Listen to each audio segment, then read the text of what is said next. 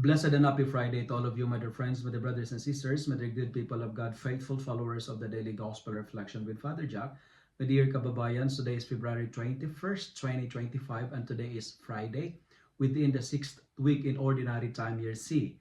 Today's Gospel is from the beautiful and the wonderful account of the Gospel of Mark, chapter 8, verses 34 to 91. I quote, "For what will it profit them to gain the whole world and forfeit their life?" End of the quote. But friends, but the brothers and sisters, eternal life is priceless. Nothing compares. Today's gospel challenges us to work hard to save our soul. Putting high premium on eternal life must be our supreme and top priority in life. My dear friends, my dear brothers and sisters, no amount of money can equate or commensurate the importance of eternal life. Take hold of this reality to which we are called to participate. Have faith and put your faith into action, because faith requires the sincere manifestation of action. Faith alone is not enough.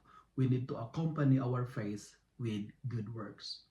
Now, if we follow the Lord, we need to meet the three basic conditions, and that is what the gospel is trying to tell us today. Number one, first, we are invited and called to deny ourselves. It means we need to absolutely surrender and totally entrust ourselves to God.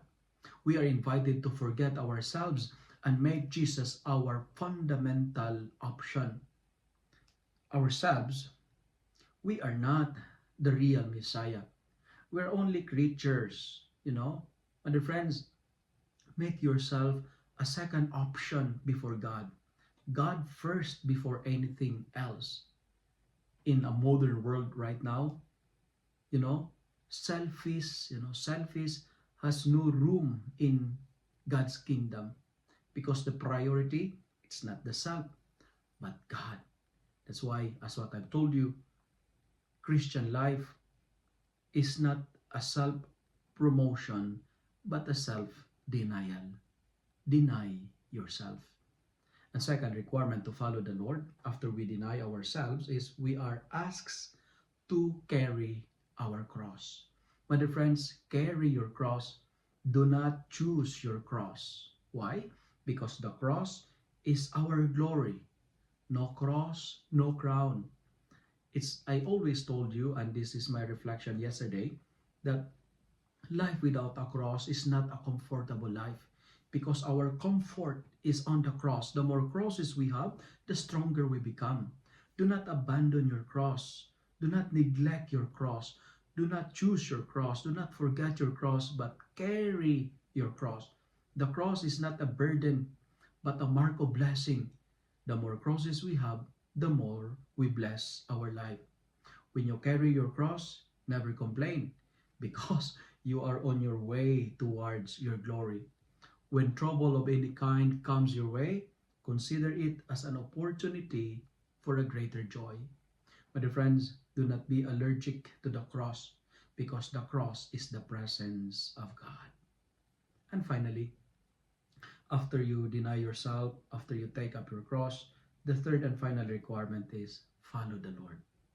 Following God is not a part-time commitment. It is a full-time calling, and not just a part-time mission or tasks.